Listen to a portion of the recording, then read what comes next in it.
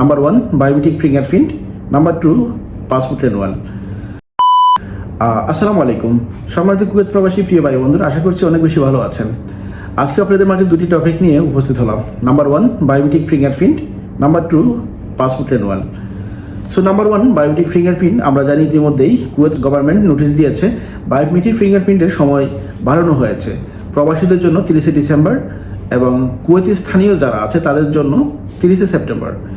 So আমি বাংলাদেশিদের জন্য বলবো, আমরা যারা প্রবাসী বাংলাদেশিরা কুয়েতে অবস্থান করছি, আমরা অবশ্যই 30 ডিসেম্বরের মধ্যে বায়োমেট্রিক ফিঙ্গারপ্রিন্ট কমপ্লিট করে দেব।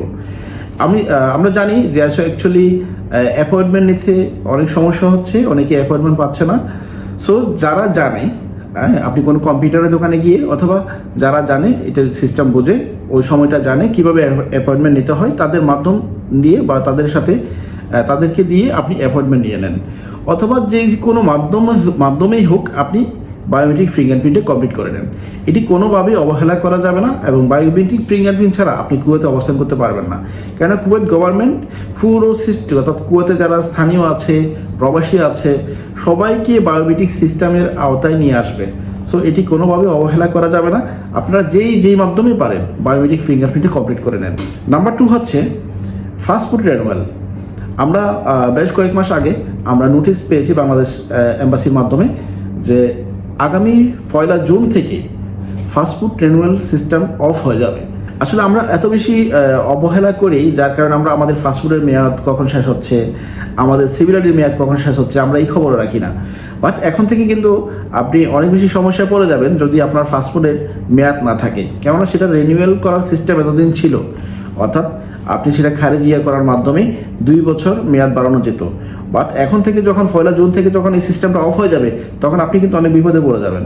সো আপনারা যারা পাসপোর্টের মেয়াদ শেষ হয়ে যাচ্ছে বা পাসপোর্টের, আমরা জানি কুয়েতে যারা আমরা অবস্থান করি অন্তত পাসপোর্টের মেয়াদ 1 বছর থাকা লাগে আপনি সিভিল আইডি রিনিউয়াল করার ক্ষেত্রে। সো আপনাকে অবশ্যই এখন থেকে নতুন পাসপোর্ট বানিয়ে রাখতে হবে অর্থাৎ বানাতে হবে। সো যারা পারেন এই পাসপোর্ট যদি করতে পারেন 10 বছরের জন্য এই পাসপোর্ট করে ফেলেন, অথবা এমআরপি পাসপোর্ট আপনি করে ফেলেন।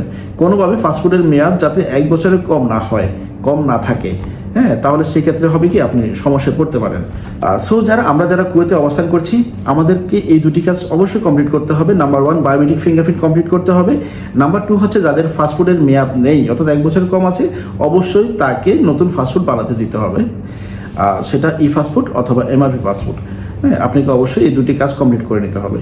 সো সবাই ভালো থাকবেন, সুস্থ থাকবেন। আসসালামু আলাইকুম।